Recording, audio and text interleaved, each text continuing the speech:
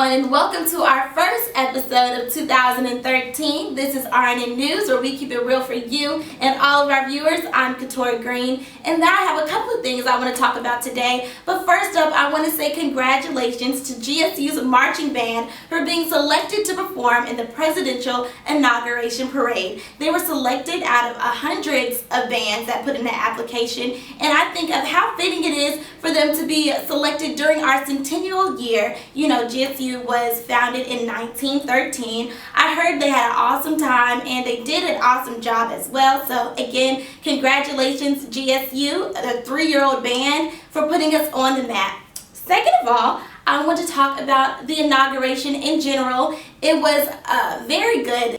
Crowds came out in record numbers to see our first African-American president being sworn in for the second time, and how fitting it was on MLK Day. I think it was an awesome way to commemorate Martin Luther King Jr.'s dream. Also, I'm going to talk about the inauguration ball, which, you know, celebrities and socialites, a lot of service members were there. It was two very great events.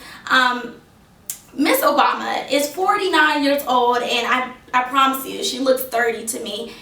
She came out in a Jason Wu red gown, looking as stunning as ever. A little background information on that is actually First Lady Obama. She can choose from multiple designers to wear on inauguration night, but she chose Jason Wu for the second time. It just goes to show how much she truly does love that designer. Mr. Obama looked stunning as well. I don't know if stunning is the best word to say, but he looked very, very handsome. They danced to Jennifer Hudson's rendition of Let's Stay Together. I thought it was so beautiful to see the first couple showcasing their love for all of America to see.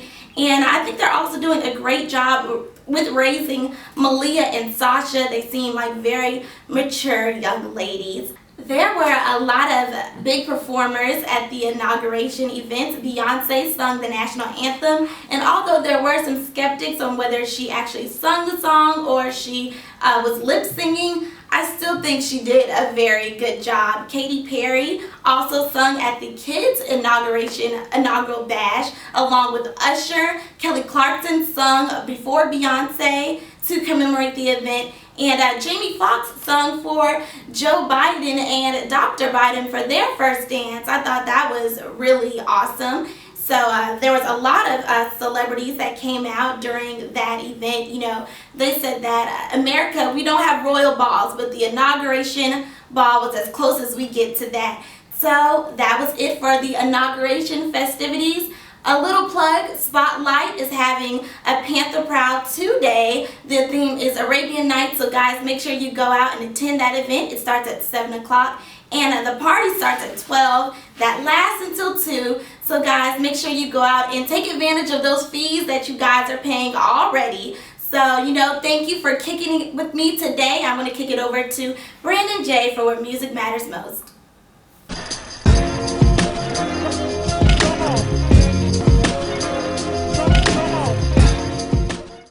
What's up, y'all? This your boy Brandon J here at M3, Where Music Matters Most. And today I got a special guest, my homeboy Maco, aka Maco Mattox here. What's going on, player? You know. Yeah, man. So we gonna go ahead and get right into it and introduce y'all to our artist of the week. So go ahead and tell them about yourself. Hey man, what's up, y'all? It's Maco Mattox. You know, dreams we believe in.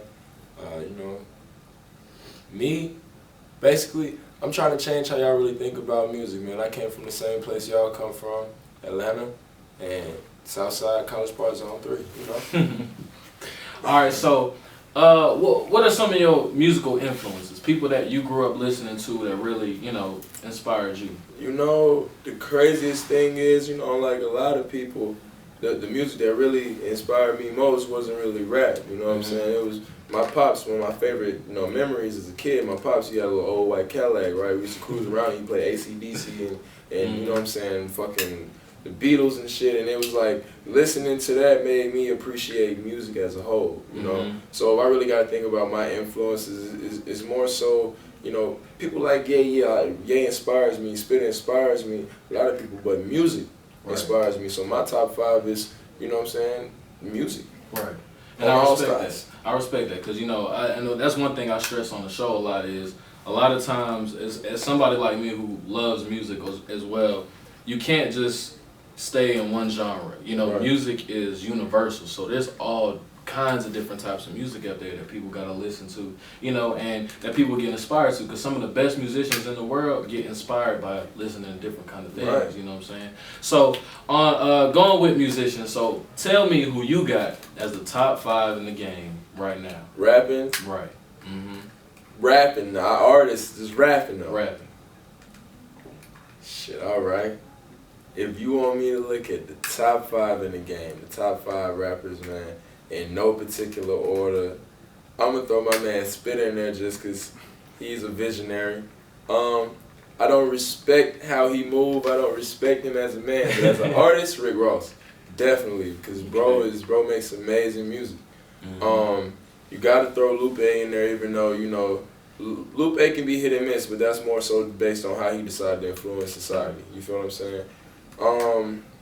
And I mean, you know, my boy, he getting old in there, but Hov is still, and I had no respect for Hov coming up, but you know, when I really got into the game and realized stuff, you know, Hov definitely, Right. you know, and that's just mine. And I recently when I started collecting, you know. That was 4? Oh, my bad. The 5th one was me. I thought that was. hey, you gotta throw yourself in there. Yeah, you know. I recently, you know, I've been adding a lot of old stuff because you know I just got a new MacBook, so I've been putting a lot of music on there. So I've been downloading a lot of the old like blueprints and you know the old, you know, Ready to Die, the old Tupac joint. Right. So what's your favorite old school hip hop album? Sheesh. Keep it a bug, man. You know. That's a tough question for me, honestly. Mm-hmm. Because when it comes to a lot of people, when they say pioneers in the game and whatnot, a lot of like people always get at me and they're like, well, but how are you not really a Tupac or Biggie fan? Like, how do you do that? You know what I'm saying? How did that work out? And it's because I got to sit back and look at how I write music, and I know I write from experience and whatnot, and knowing that a lot of these people, you know, they created experiences for people. I respect it, but I can't respect it, and a lot of that was in the old school game. Right. So when I say old school, I'm gonna throw it back not far. It's gonna be still 2000s. Graduation. Of all time, to me, as far as rap, Graduation is the best album from beginning to end at every level, from features to production to lyricism to Graduation. Right. Good morning. Ooh. Good morning. Yeah. You know? All right. So let's see. If you had to collab with somebody, dead or alive, right? You can pick one artist to be on your song, dead or alive. Who would it be? Gee. Dead or alive? Dead or alive. Gee. Whoever's song that Jesus as a baby, I'm trying to collab with them. You know, oh man, listen, geez, that's a tough one. You got good questions. Dead or alive, huh?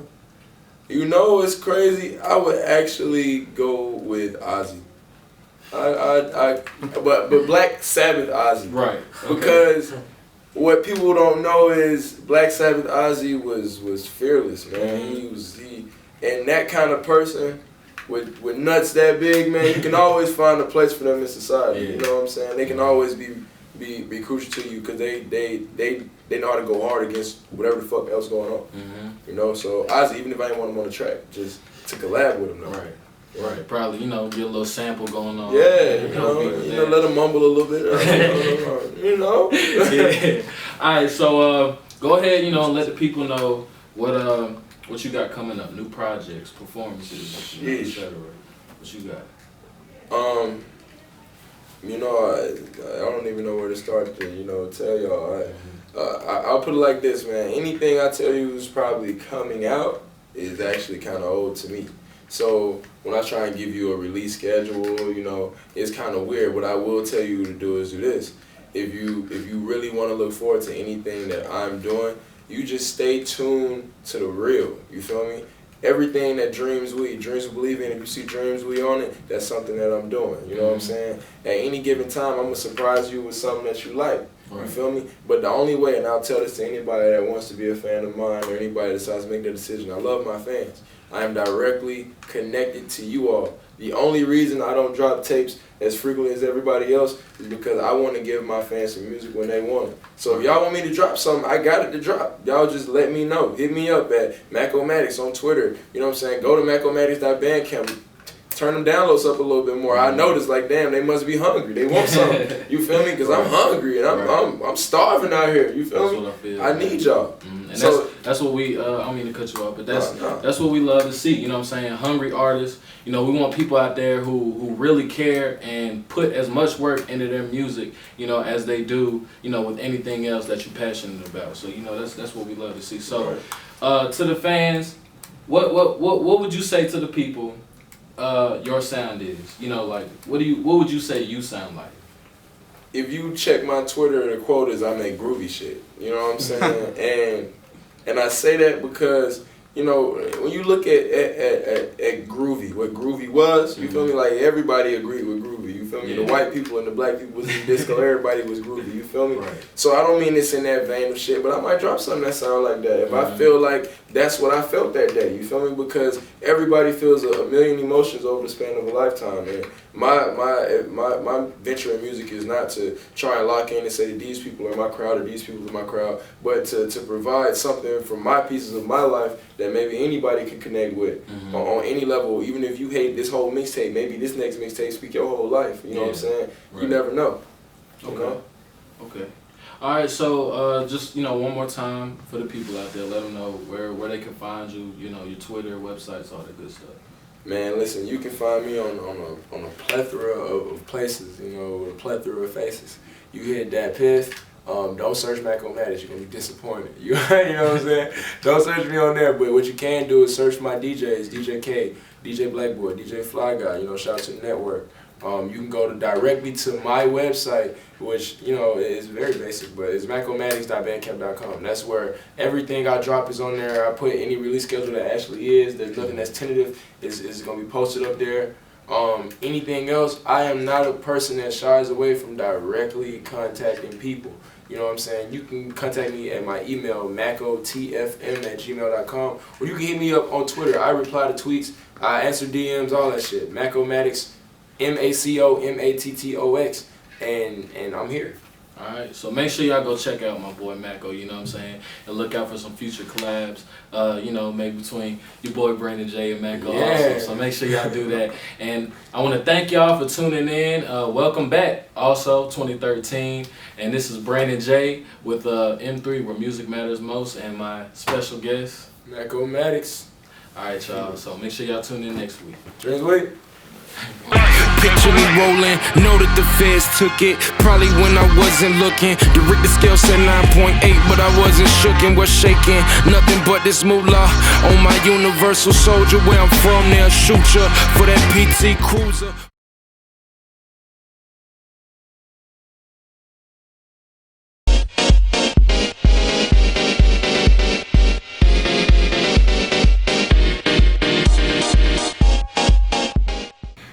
I'm Stephanie and welcome to Entertainment RNN. First things first, Mob Wives stars Ramona Rizzo and Big Ange Rozzola appeared on Soledad O'Brien's Starting Point this morning. Soledad O'Brien grilled Ramona asking her if the drama in the show is very real. Ramona said yes, the drama is real. And then Big Ange went to add on that their lifestyle is extremely glamorous and the fame changed her life. If you want to take a sneak peek at this show, watch them on Sundays on VH1 10/9 Central. Justin Bieber and Kylie Jenner dating? Really? Well, on Instagram, there's a picture circling around with the two of them looking quite romantic, holding hands and leaving the scene. However, the picture is false. Someone photoshopped Kylie Jenner's head onto Selena Gomez's body. And no, Justin Bieber and Selena Gomez aren't dating, so ladies, yes, Bieber is available. Dancing the Stars and Lance Armstrong? Really? Well, according to Lance Armstrong's spokesperson, Lance has been asked to be on Dancing with the Stars every single year, and Lance has said no every single year. He's flattered, according to his spokesperson, but he will not take part in the spotlight anytime soon. And lastly, Justin Timberlake's new single, Suit and Tie. According to Amazon, viewers have given his song a 4.6 out of 5. I give it a 5. I think it's fun. It's amazing that he's coming back into music. Justin Timberlake quotes that it's the best time in his career with no ending time and his goals. So his new album will be coming out very soon. That's all I have for today. Thank you for watching Entertainment RNN.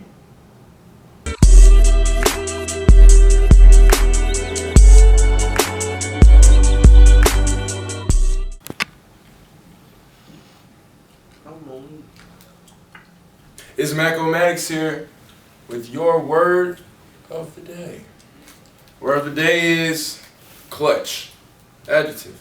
Used to describe any situation in which the previous dismal outcome was altered by the unexpected last-ditch effort of one or more individuals. Example. The Heat wouldn't have won that finals without those clutch threes from LeBron. Or, the Waves would not go without Tree. But Coon pulled a clutch 7 from his jaw. Clutch. This has been your word of the day.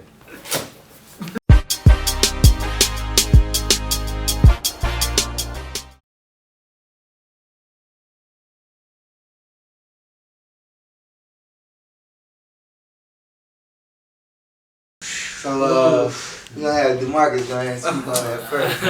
Okay. The more disappointing loss for me definitely was the Falcons. You know, I've been going hard for my boys all year. We had a 17-point lead after the first quarter. Didn't score in the second half. I mean, we had so many opportunities to put the game away. My man, Clutch Man 83. Fell down on a walk-in touchdown. Then, I don't know, a couple plays later, my boy Ice, I don't know what happened with Snap. I don't want to talk about it. I'm going to go ahead and say the Falcons as well. Because first off, the Ravens won. I was elated. You know what I'm saying? I couldn't be happier. You know what I'm saying? The best offense in the National Football League. 13 points. Period. You know what I'm saying? The Falcons. Come on, at home, that was the best advantage they could have, you know what I mean? So I was disappointed, you know, like I felt like that was the most opportune time for the Falcons to actually rise up and get there. That was the most opportune, like, you know what I'm saying? Tony Gonzalez, like all the stars that had lined up, you know what I mean? I think for the pass game, I mean, them Ravens was cracking them boys. I mean, that jump was nasty. It was people getting laid out left and right. So I mean, you got to give it to the Ravens. You know, they was doing that thing. You got Ray Lewis. I mean, come on, this is his last year. You got, I'm pretty sure he got all the motivational speeches in the locker room. You know what I'm saying? Saying whatever. They couldn't lose that. Right. For Ray. And for the Falcons. Honestly, I think it's some voodoo, dog. It's some voodoo, man. And people in New Orleans didn't want us to come. It's some voodoo. That's all it was. That's all it was. But I mean, it was tough because you had the whole city ready. You know, we haven't seen a bowl since '98. So I mean, everybody was anticipating us to do big. Everybody was anticipating us to win. But, well, at least we were. But you know, it happens. I mean, it was tough. It hurt my heart a lot. So, before we continue to slander anymore, well, my only question is the rhetorical question. Why are y'all surprised? Like, why is anybody surprised? listen, without a doubt, undeniably, the more disappointing thing is for the Patriots to lose. Why? Because just because your belief was there, why was your belief founded? You know why marketing campaigns happen? Why would a city be telling their team to rise up if they realize at no point the city has never risen the fuck up? So then they try to bring it up now. You see what I'm saying? Every year, consistently since I was a child who grew up in Atlanta, I have seen the Falcons repeatedly make it to the playoffs no matter what the personnel like. They can be trash when you go back to Chris Chandler. They can be good or hopeful when you go to Mike Vick. They can be the future when you go to Matt Ryan. And they do the same thing consistently. They go to the playoffs, everybody get happy, yay! And they fall down and everybody act like they sad. Why? We're the Patriots, man. We win. We win, man. Because just like you disappointed that you wanted to go to the Super Bowl, we wanted to go to the Super Bowl. I mean, okay, you right, we do get disappointed. But the thing is, we felt like this year was different. We went 13 and what? 3. 13 and 3. 2 years ago, what did y'all go? We went 13 and 3. 2 years ago, what did y'all go? But you see, did you see the run we went on? Did you see the run we went on? And I mean, come on, we have Roddy White, Julio Jones, Tony Gonzalez, who is probably the best tight end to ever play the game. Definitely. That's what I'm saying. Like hands down, like we thought this was the year. That's why it was so much anticipation behind. I'm gonna give my dog Drew. Yeah, Drew. Go ahead. Definitely the more disappointing loss, I would have to say, goes to the Falcons. Simply because of the anticipation built up, the sense of newfound, I don't want to say newfound pride, but a reestablished pride in the franchise. There was so much riding on the hopes of the Falcons this year, especially coming from myself, who has lived in Georgia my whole life. I've seen the Falcons franchise throughout the year. This year, more than any year that I can remember in recent memory, there were such high hopes for the Falcons, and to have that all gone after getting a playoff win was the first step, but to have all those hopes just shot down at the chance to get to the Super Bowl was a huge disappointment, I think. The disappointment is that you've done that yourselves. Alright, next question. Melanie from LA, California asks, huge fan of LTS, must stand for Let's Talk Sports, just to put that out there. But my question is, what in the hell is wrong with my Lakers? Mr. J. Oh, all right. I'm finna Stephen A. I'm finna Stephen A. the Lakers. All right. Now, as a Laker fan, also. Whoa. You know what I'm saying? As a Laker fan, also, it hurts me. You on my? You on our take? I understand. I'll say this. I'm a Kobe fan. All right. I'm a Kobe fan. Right. Kobe is like my favorite basketball player ever. Right. Only reason I like the Lakers is because that's what it says on Kobe's jersey. Okay. But the Lakers are burning like Rome right now, and it is sad because I mean, when the trade was made and all these moves were being made, and then there was a huge coach situation. Everybody was like, "Oh man, you got Dwight Howard, you got Steve Nash, you got Kobe. Oh snap, man, that's a chip right there." Okay, but look at what happened. As soon as they came, it was a flop, man. And it's like they just been flopping, and it's like it's progressively getting worse. And you think that things will get better because they're making changes, but it's really not helping at all. You got. Go ahead, Monty. Abandoned ship. Let's be clear. Lakers fans, it's over. It's over. The dynasty is done. Somebody has to get in there. Kobe, retire. Dwight, sit down. Hal, get big, man. Everybody get out of here. Dan Tony, drop the D. And Tony, let's go. Like, for real. They not. I'm telling you, something is wrong. Something is wrong. It's either the team's not trying to win, they don't gel together, or they just straight out ass. You got aging superstars, injury prone superstars, a coach with a system that doesn't work for his players.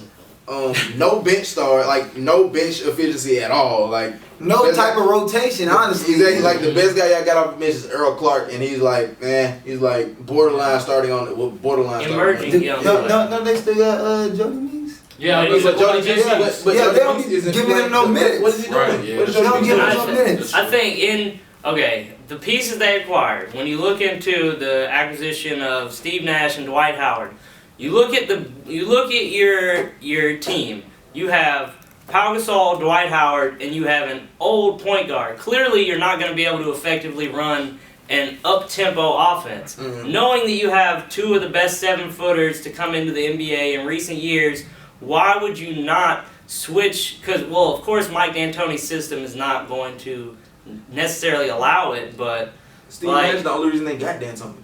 Yeah, you have to run so much more of your offense through the paint. Kobe scoring 30 points per game on the perimeter. Dwight is not putting up good numbers at all. They're just playing inside out at this point. They don't know how to work with the pieces that they have. To sum it up, they were who we thought they were.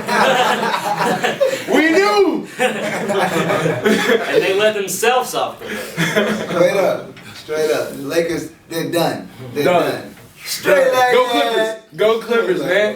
Get them seats up. The Showtime Clippers. Yeah. Houston will beat them for the 8th seed. All right, yeah, we're gonna go ahead and wrap it up. So, you know, this has been another edition of Let's Talk Sports right here on RNN. I'm your boy Vontae Robinson, aka Vontae the Great. I'm DeMarcus Dunham, aka the Swami. I'd like to thank our special guest, Maco Mattox. Brandon J. Drew Bruton. yeah, and RNN. We out here. Take that. Let's go. Dreams with It's your boy the Swami. First RNN segment of the new year. I'd like to say thank you guys for watching. We see them views getting up. We love all y'all. Keep on coming back with us. Yeah, you know, follow us on Twitter. You know what I'm saying? At We Are RNN. You know, retweet us, all that good stuff, man. You know, definitely. Build the brand. I'm saying, you know. Shout out to my dog Maco again. you know, Check out that M3. You know what I'm saying? My dog Drew, you know, Glad to be here. black boy, white boy. You know what I'm saying? Bow. Shout out Day. We see you, man. Right. Hey, Couture in the house. Hey, shout out Couture. So appreciate y'all, man. Make sure y'all tune in. You know what I'm saying? We about to kick off another year right. So Dirty Bird, Camulio. Julio. But we can't ever win that Super Bowl. Chill, dog. Yeah, we love y'all.